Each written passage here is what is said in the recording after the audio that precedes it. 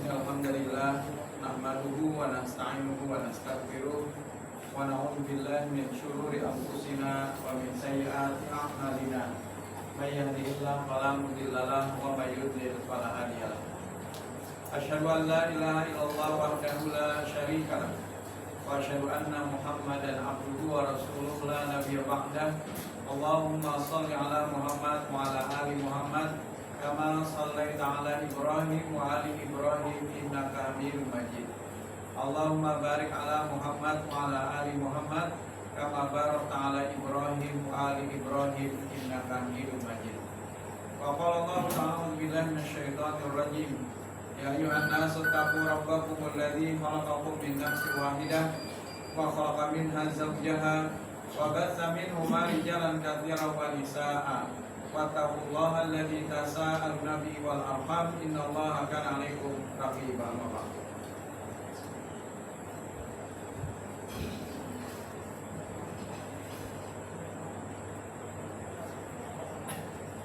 Bapak-bapak, ibu-ibu, hadirin wal hadirat rahimani wa rahimakumullah. Puji serta syukur tiada henti-hentinya, marilah sama-sama kita panjatkan kehadirat Allah Subhanahu wa taala atas limpahan segala nikmat dan karunia-Nya jualah, sehingga pada kesempatan di malam hari ini memasuki tanggal 21 Safar 1448 Hijriah, kita diberikan oleh Allah kesehatan, kelapangan, terlebih nikmat yaitu adalah nikmat beribadah, dan ini adalah merupakan suatu hal yang tidak didapatkan oleh semua orang. Beruntung kita diberikan kemudahan oleh Allah Subhanahu wa taala, dan mudah-mudahan dengan apa yang telah kita upayakan, dengan telah kita lakukan selama ini, mudah-mudahan itu akan menjadi bisa babir rahmah Allah, disebabkan rahmat Allah itu akan nazalat ilaina, diturunkan kepada kita semua. Amin ya rabbal alamin. Salawat dan salam semoga senantiasa tercurah kepada Nabi kita Muhammad sallallahu alaihi wasallam beserta keluarga, para sahabat, tabi'in serta pengikut beliau yang senantiasa istiqomah menjalankan sunnah-sunnah makbulahnya hingga akhir zaman. Bapak Ibu sekalian yang dirahmati Allah, menyambung pembahasan kita berkenaan dengan Kitabul Janaiz. Pada pembahasan yang lalu juga telah membahas tentang bagaimanakah upaya agar kita bisa terhindar dari azab kubur. Maka kita pun berupaya semaksimal mungkin agar dijauhkan oleh Allah dari azab kubur. Pertama adalah dengan membaca doa, yaitu khususnya di tasyahud akhir. Setelah kita membaca innaka Hamidum Majid, kemudian kita teruskan dengan berdoa 4 perlindungan. Allahumma inni a'udzubika min adzabi jahannam wa min adzabil qabr wa min syarri fitnatil mahya wal mamati wa min syarri fitnatil masiihid dajjal. Nah, ini yang mungkin terkadang tidak diamalkan oleh banyak orang. Orang terkadang hanya sampai innaka Hamidum Majid saja, atau fil alamina innaka Hamidum Majid. Setelah itu salam. Padahal doa ini doa yang sangat dianjurkan oleh Nabi Sallallahu Alaihi Wasallam. Yang kedua adalah lakukan semaksimal mungkin amal-amal soleh. Maka dengan amal-amal itulah yang menjadi tameng dari siksa kubur. Kemudian yang ketiga adalah yaitu hindari perkara-perkara yang bisa menimbulkan atau menjadi penyebab azab kubur. Misalnya tidak membersihkan diri dari najis atau kencing, kemudian mengadu domba orang lain. Yang ketiga adalah yaitu melakukan yang namanya ratapan ketika ada keluarganya yang meninggal dunia. Meratap ketika ada keluarganya yang meninggal dunia. Maka ini juga menjadi penyebab si mayit akan diazab di dalam kuburnya, disebabkan karena ratapan keluarganya jangan. Nah, yang keempat adalah banyaklah membaca surah Tabarak atau juga surah Al-Muluk di malam hari. Walaupun sebenarnya anjuran ini hanya sampai kepada atau sahabat, yaitu adalah sahabat ilmu masuk saja, tidak sampai kepada hadis Nabi. Nah, maka sekalipun itu anjuran sahabat, baik juga untuk dilaksanakan. Tetapi juga jangan hanya sampai yang dibaca surah Al-Muluk aja. Surah yang lain juga hendaknya dibaca.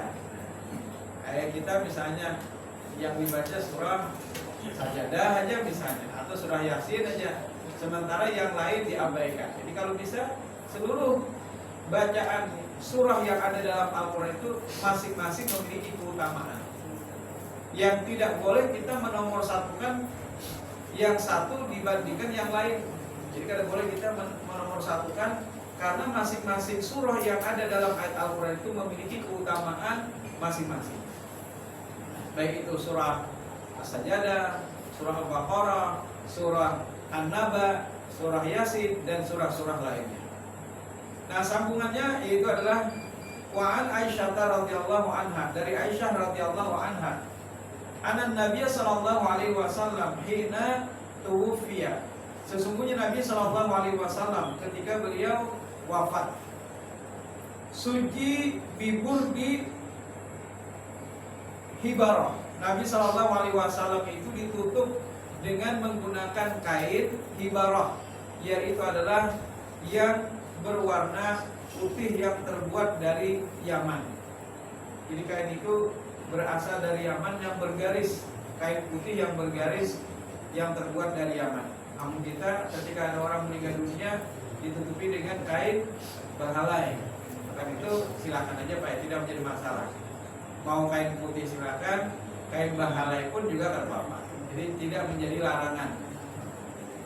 Kemudian selanjutnya wa anha, dari Aisyah juga, anna Abu Bakrin radhiyallahu an, sesungguhnya Abu Bakar radhiyallahu an, qabbala Nabi sallallahu alaihi wasallam ba'da mauti, mencium Nabi sallallahu alaihi wasallam. Jadi Abu Bakar itu mencium Nabi ketika Nabi sudah meninggal dunia.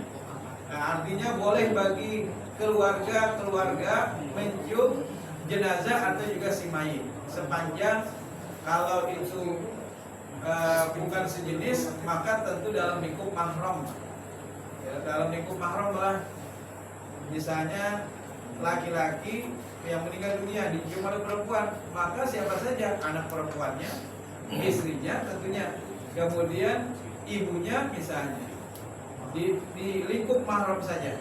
Adapun yang di luar daripada itu yang berbeda jenis tentu tidak diperbolehkan. Kalau sejenis, laki-laki mencium laki-laki tentu tidak dipermasalahkan. Jadi diperbolehkan sebagaimana Abu Bakar mencium Nabi Sallallahu Alaihi Wasallam. Saking sayangnya Abu Bakar kepada Nabi Sallallahu Alaihi Wasallam. Kita mungkin juga misalnya ada teman yang begitu akrab misalnya, atau mungkin juga keluarga yang tentunya kita menyayanginya, maka silakan ketika beliau wafat kita menciumnya. Hadis riwayat Bukhari. Kemudian wa'an Abi Hurairah radhiyallahu anhu, an Nabi sallallahu alaihi wasallam qala, nafsul mu'min mu'allaqatun bidainiha tayyubda anhu.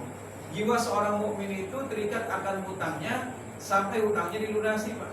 Jadi ini perkara yang tidak mudah, tidak gampang. Walaupun ini urusan muamalah, tapi ini urusan yang berat, sampai-sampai ketika disodorkan, dihadapkan kepada Nabi seorang jenazah ketika itu, tapi ternyata Nabi tidak mau mensolatinya. Tapi Nabi tetap mempersilahkan kepada sahabat yang lain untuk mensolatinya. Jadi artinya bukan dia tidak boleh disolati, bukan. Cuma Nabi ingin mengingatkan kepada kita agar berhati-hati dalam persoalan hutang piutang. Tapi ada beberapa orang golongan yang tidak boleh disolati, Pak. Siapa, Pak? Pertama adalah orang yang matinya bunuh diri, maka tidak boleh disolati jenazahnya. Yang kedua adalah orang yang meninggalkan sholat. Orang yang meninggalkan sholat, tapi ada dua macam. Yang pertama adalah mereka yang mengingkari rukun Islam.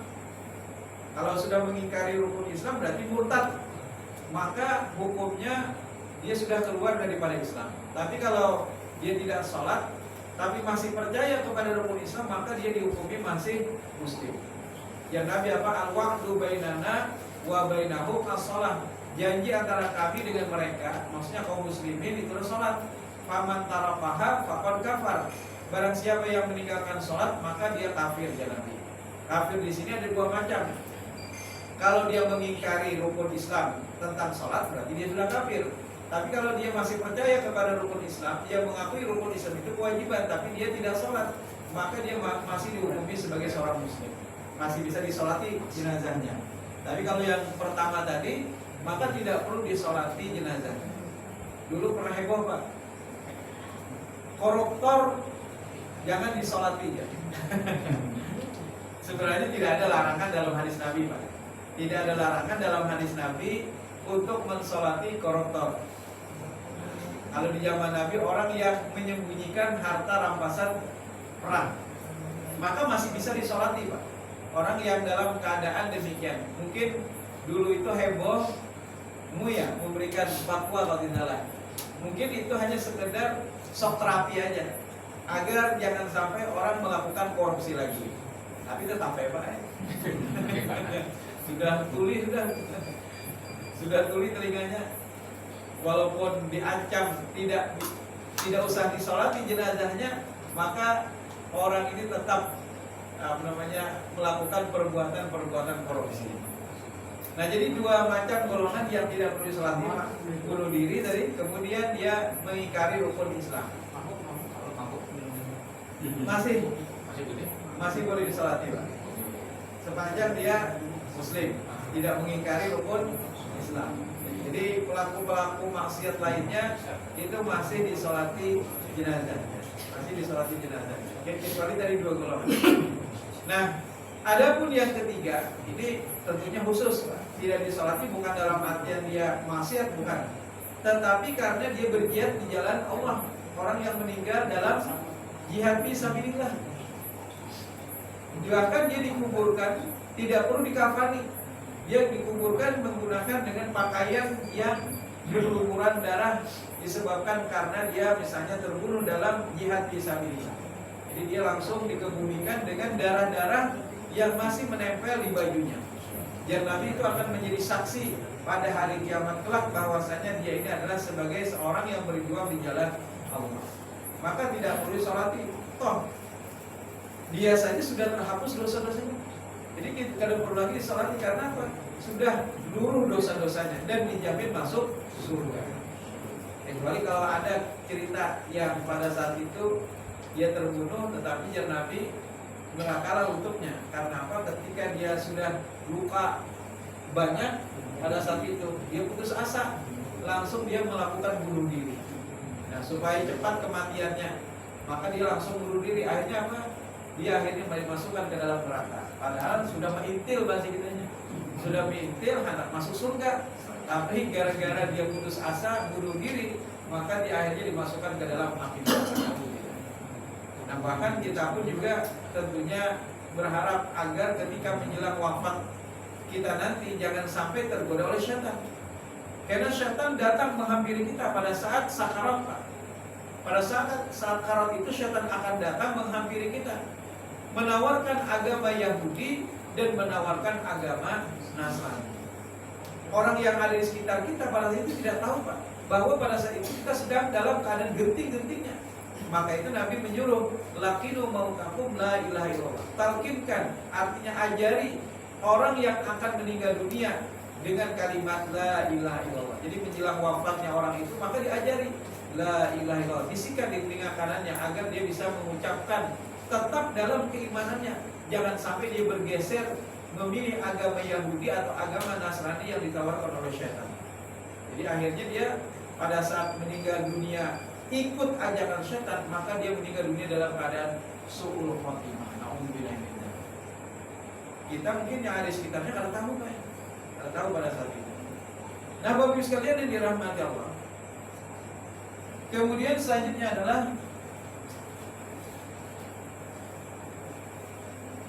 jadi jiwa seorang mukmin itu terikat akan hutangnya sampai hutangnya dilunasi. Jadi Nabi tadi tidak mau mensolati, bukan haram hukumnya mensolati orang yang berhutang, bukan. Tetapi pada saat itu Nabi hanya ingin mengingatkan kita agar berhati-hati di dalam persoalan hutang piutang. Apalagi ini banyak Pak, banyak yang menawarkan hutang. Kalau bahari kan pencarian hutang. Wah, ini malah ditawarkan pinjol. Nah, itu hati-hati lagi, Pak. Pinjaman online, hati-hati. Bahkan sekali kita menggunakan pinjol, bisa jadi data kita itu akan digunakan oleh pinjol-pinjol yang lain. Akan digunakan oleh oknum-oknum yang lain. Maka itu periksa SLIK kita. SLIK itu data kita di OJK apakah dipakai oleh orang lain. Pada saat kita hendak pembiayaan di bank syariah, ditolak, Pak. Apa sebab musababnya? Oh, karena data kita pernah digunakan oleh orang lain. Macet, Pak. Macet pembiayaannya. Nah, ternyata kita tidak pernah minjam apa-apa. Tapi pada saat kita mau minjam, ternyata data kita sudah digunakan oleh pihak yang lain. Maka itu hati-hati, pinjol ini luar biasa, termasuk ke paylater, Pak. Paylater itu kita belanja tapi menggunakan hutangan. Kalau COD bayar di tempat itu silakan, Pak. Bayar di tempat kan biasanya setelah barang datang baru kita bayar, itu hukumnya boleh. Tapi kalau paylater itu kita dipinjami oleh pihak yang ketiga, yaitu bank. Bank yang meminjami uang kepada kita dan mereka minta imbalan berupa bunga, walaupun tidak besar atau walaupun sebenarnya sudah ditutupi dengan harga barang. Harga barang seharusnya misalnya 250.000, ditutupi jadi 300. Jadi harganya itu seolah-olah adalah dari penjual, padahal itu ternyata adalah kamuflase yang dilakukan oleh pihak bank untuk bisa menjerumuskan seseorang tadi agar dia melakukan peminjaman. Nah, Bapak sekalian yang dirahmati Allah, tapi khususnya yang tidak boleh ini adalah kalau hutang itu sudah jatuh tempo. Misalnya ada jenazah mau disolati, tapi hutangnya sudah 1 tahun yang lalu atau sebulan yang lalu sudah jatuh tempo, tapi tidak mau dibayar, maka orang ini sebenarnya tidak berhak untuk disolati jenazahnya. Karena Nabi tadi melarang. Tapi sebenarnya tidak mengapa juga kalau disolati, karena pada saat itu sahabat-sahabat yang lain dipersilakan oleh Rasul untuk mensolatinya. Kemudian kata Abu Qatadah, wa alayya ya Rasul, ulun yang akan menanggung hutangnya wahai Rasul. Nah, kalau kita mungkin ahli waris, sebelum sholat jenazah dilaksanakan, maka ahli waris pun berkata, apabila si mayit atau almarhum memiliki sangkut paut terkait dengan muamalah, urusan muamalah khususnya hutang piutang, maka tolong ditagihkan kepada kami ahli warisnya. Ya, tidak mesti harus dibayar saat itu, Pak. Tidak mesti misalnya berapa ibu hutang income aku bayar, nah berjejer orang bayar nanti aja. Tidak mesti nanti aja, mungkin besok lah setelah penguburan dan segala macamnya. Nah, besok harinya Nabi bertemu dengan Abu Qatadah. Wahai Abu Qatadah, sudahkah kau bayar hutang orang kemarin? Belum, wahai Rasul. Maka Nabi pun berlalu dari Abu Qatadah. Besok harinya bertemu lagi dengan Abu Qatadah. Sudahkah kau bayar hutang orang kemarin? Sudah, wahai Rasul, barusan. Maka jawab Nabi, barusan kuburnya dingin. Artinya apa? Orang itu sudah terbebas daripada hutangnya. Bahkan suatu ketika Nabi pernah duduk-duduk dengan para sahabat. Ya Nabi, apa? Kecelakaan apa yang akan menimpa umat ini? Kemudian para sahabat bertanya, ada apa wahai Rasul? Maka Nabi pun menjawab, Jibril datang memberitahukan kepadaku kalau seandainya ada orang meninggal dunia dalam jihad fisabilillah, kemudian seandainya dihidupkan lagi untuk kedua kalinya, lalu dia berjihad lagi, meninggal lagi, kemudian seandainya dihidupkan lagi untuk ketiga kalinya, berjihad lagi, kemudian dia meninggal lagi, tetapi dia masih terikat akan hutangnya, maka hutang itu akan membebaninya. Sekaliannya orang berjihad itu kan pasti masuk surga. Ini 3 kali berjihad, tapi dia masih memiliki hutang, maka hutang itu akan memberatkannya. Kalau bisa, Pak, bisa jadi ada kaum masuk surga, seharusnya dia sudah open untuk masuk surga, tapi ternyata terhalang gara-gara hutangnya. Nah, Bapak sekalian yang dirahmati Allah, kecuali kalau hutang kita misalnya belum jatuh tempo, Pak. Misalnya cicilan rumah 10 tahun lagi, misalnya kalau sakanya si dia meninggal hari ini tadi misalnya, maka ya sudah ahli waris yang akan meneruskan hutangnya, atau biasanya sudah di-cover dengan asuransi syariah biasanya. Kalau sudah di-cover dengan asuransi syariah, maka biasanya dihapuskan, diputihkan. Berarti kan orang itu sudah terbebas dari hutang. Nah, Bapak sekalian yang dirahmati Allah. Kemudian selanjutnya, wa an Ibnu Abbas radhiyallahu anhuma anna Nabiy sallallahu alaihi wasallam qala fil ladzi saqata an rahilatihi menceritakan tentang orang yang terjatuh dari kendaraannya. Kendaraannya ketika itu mungkin unta atau kuda, Pak. Ada kendaraan ini, gitu kan. Itu hanya terjadi pada saat itu, yaitu dia jatuh dari kendaraannya. Famata, kemudian orang ini meninggal dunia, langsung meninggal dunia. Lalu Nabi pun bersabda, iksiluhu bima'in wasidrin, mandikanlah dia dengan mandi air biasa. Yang kedua adalah sider, yaitu air yang dicampur dengan daun bidara. Nah, sekarang sudah banyak Pak ekstrak daun bidara, ada yang sudah dicairkan. Itu bisa digunakan untuk air yang kedua. Air pertama air bersih, yang kedua air yang sudah dicampur dengan daun bidara. Kalau tidak ada juga, sulit mencari daun bidara, maka boleh diganti dengan air sabun.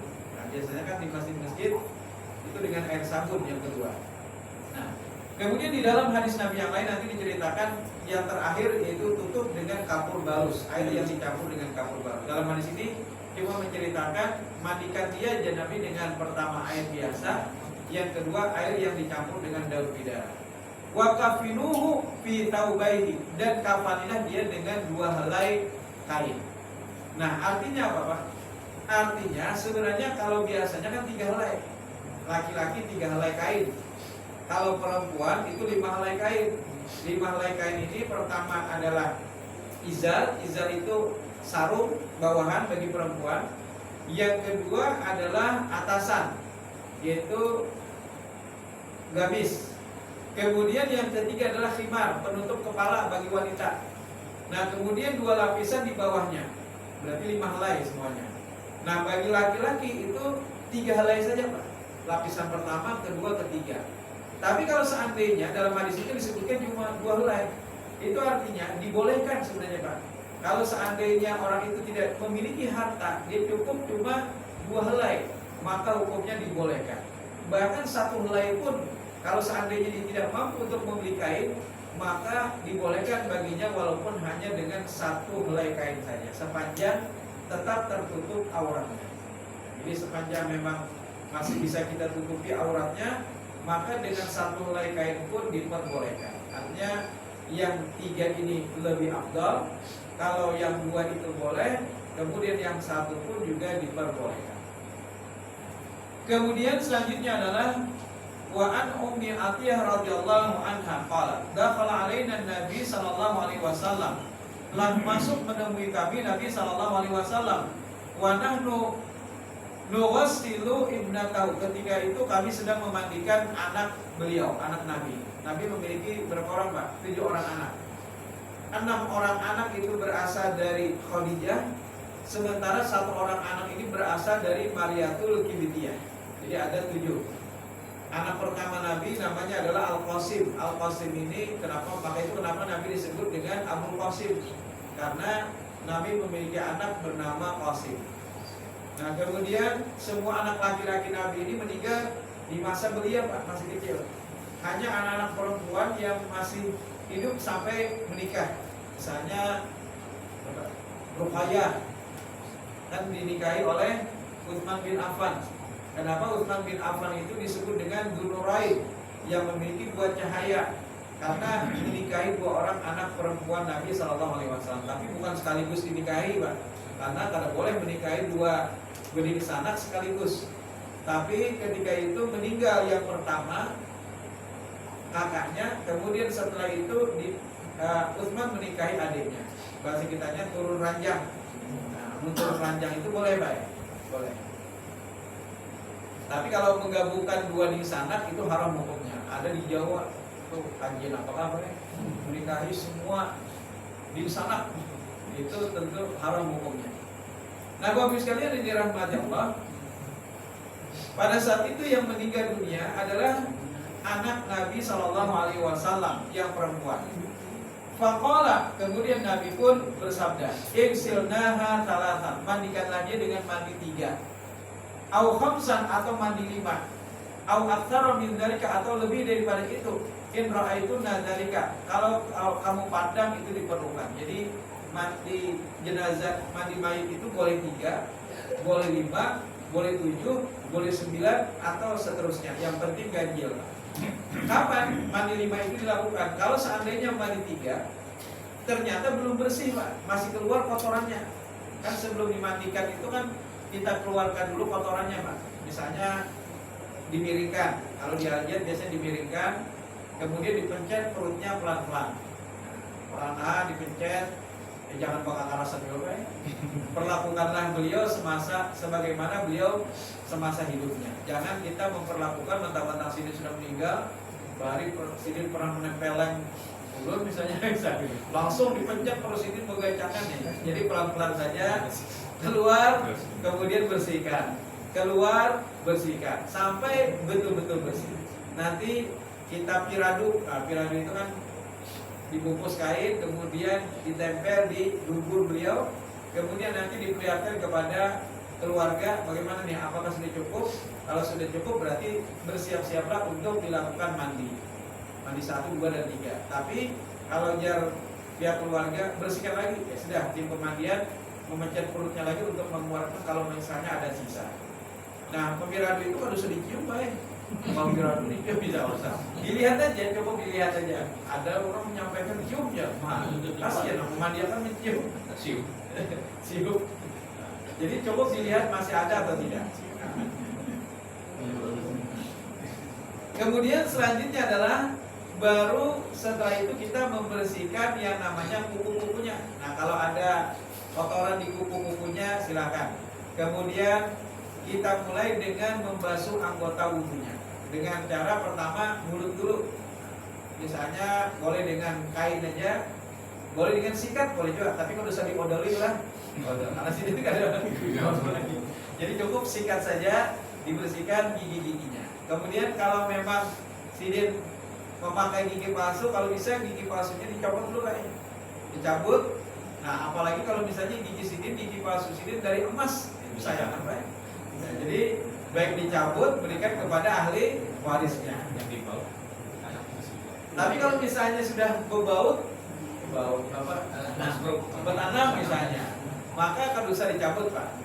Kalau kita cabut mungkin nanti menimbulkan darah dan segala macamnya. Jadi biarkan saja, insya Allah tidak mengapa. Jadi tidak menjadi masalah. Mau dicabut silakan, tidak dicabut pun juga tidak mengapa. Nah, kemudian membasuh anggota wudhunya dari muka. Nah, kemudian tangan sampai ke siku, tangan kanan dan kiri. Kemudian mengusap kepala dan telinga. Kemudian membasuh kedua kakinya. Nah, kemudian setelah itu barulah dimulai dengan mandi 1. Jadi mandi 1 itu maksudnya bukan sekali cibuk, bukan Pak. Mandi 1 itu artinya mandi yang pertama menggunakan air biasa namanya. Dan tidak ada bacaan khusus Pak. Kalau setiap menyiram ada bacaan khususnya, ada Pak. Cukup di awal saja Bismillah selesai. Nah, ini kadang-kadang kita mempersulit diri ada bacaan khusus ya. Bacaan khusus ketika menyiram, padahal tidak ada siram apa bacaan apapun.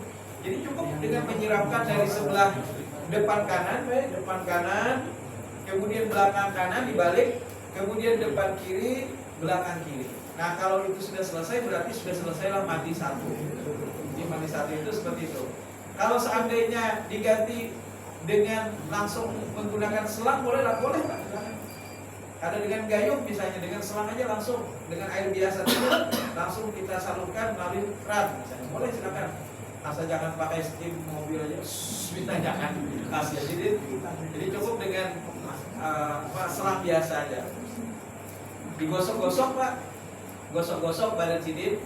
Nah, kecuali kalau misalnya korban tenggelam, itu pada kalau digosok Pak, amun biar gosok bisa hancur, anunya nih kulitnya, atau bisa meletus nanti. Apa namanya nih? Karena sudah menggelembung. Atau juga orang yang meninggal dunia baru ditemukan beberapa hari kemudian korban pembunuhan misalnya. Di lain mereka memandikan al-jihad aja yang berani memandikan Pak. Jadi tim pemandian al-jihad ini luar biasa, mental mereka kuat benar Pak.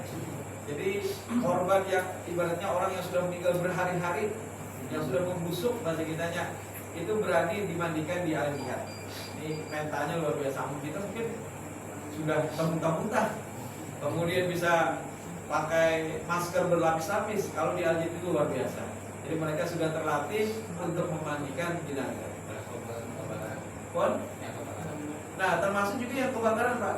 Kalau kita gosok-gosok itu kan bisa hancur nanti. Jadi cukup disiram saja. Cukup disiram saja. Ya bagian mana yang masih utuh, ya tentu bisa kita mandikan. Nah kemudian selanjutnya